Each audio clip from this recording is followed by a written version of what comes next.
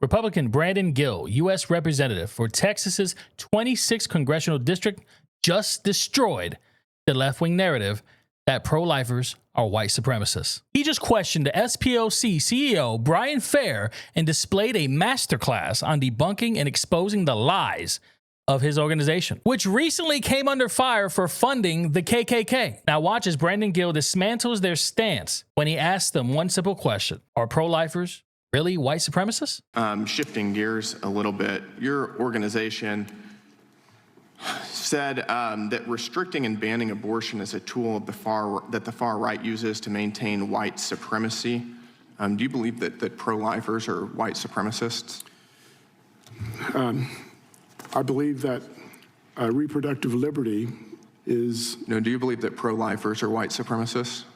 I will tell you what I believe if you're asking. Yes or no? I can't answer that question, yes or no. I don't think that pro-lifers are white supremacists. Do you? What I think is that reproductive liberty is a right that every woman should enjoy. How many babies in the United States that are aborted are black? About 40% of abortions nationwide are of black babies. Blacks represent about 13% of the population. Does that sound like something a white supremacist would oppose? The answer he meant to give was no.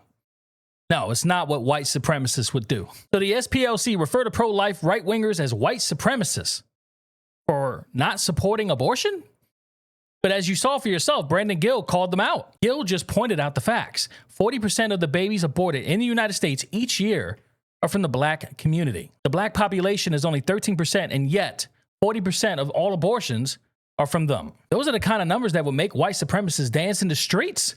So how does the SPLC conclude that pro-lifers are somehow white supremacists? The answer is he can't. He made it up. They made it up. Brandon Gill just exposed the obvious. If pro-life right-wingers were white supremacists, then why would they oppose the abortions of black babies? The answer is they wouldn't. Pro-lifers like myself are in opposition to abortion, no matter the color of the baby, no matter the race. So in this one exchange of questions, Brandon Gill broke down their position. You can actually see Brian Fair stuttering his way through this interview, especially at the end, while spouting the usual takes the radical left often do. But wait, there's more. Alveda King, the niece of Martin Luther King Jr. himself, had something to add to this conversation when asked the same question. Are pro-lifers white supremacists? Are pro-lifers white supremacists? Pro-lifers cannot be white supremacists. Pro-lifers believe in life from the womb to the tomb and beyond. Pro-lifers fight for every baby in the womb, regardless of skin color. We have been aborted as blacks in America disproportionately. And so the white supremacists are Planned Parenthood, who admitted that they do have racist underpinning with an agenda to reduce the black population by abortion. She mentions a white supremacist underpinning that started or funded or supported Planned Parenthood. What is she talking about? Well, in 1926, Sanger, the founder of Margaret Sanger's Outreach, was part of the KKK in New Jersey to promote birth control. Planned Parenthood itself has even acknowledged this as part of her willingness to align with, albeit, white supremacist groups to advance her mission. Luthrop Stoddard, a prominent white supremacist, author of The Rising Tide of Color Against White World Supremacy, and Nazi-admired radical theorist, served as a board member of the American Birth Control League. He was also in the American Eugenics Society. And not to mention that early eugenics held white supremacist views and supported birth control sterilization as tools for racial and class population control. But from Alveda's own mouth, pro-lifers believe in life from the womb to the tomb and beyond, she says. And she specifies that white supremacists are actually the ones who support Planned Parenthood, and therefore pro-lifers cannot be white supremacists. She acknowledges the black community's abortion rate and points to a white supremacist agenda as to why. And again, it all has historical roots.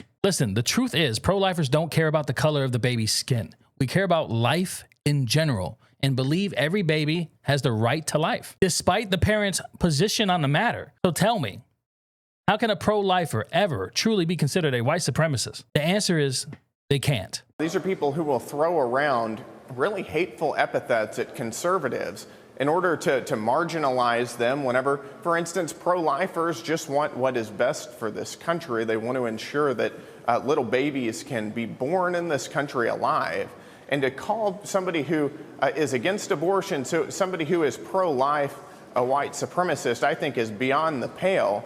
The reality is, whenever he's pressed on that, though, he couldn't defend any of that. Of course, the majority, or disproportionately, I should say, black babies are murdered via abortion in this country. I don't think that it is a white supremacist view to believe that black babies should not be aborted. Brandon Gill has been on fire in these hearings, and he always breaks down these radical left-wing accusations and ideas right in front of them. He makes sure to do it right in front of them, to their face, to expose their hypocrisy. And as you saw in the previous clips, the CEO of SPLC couldn't even answer the question without stuttering, because to answer the question would be to condemn his own logic. Jeremiah 1:5, before I formed you in the womb, I knew you. Despite your faith, we as a people need to realize life begins at conception, and that life deserves to live, a chance to make their own choices, their own way, and for those choices and those opportunities not to be ripped from them before they're born.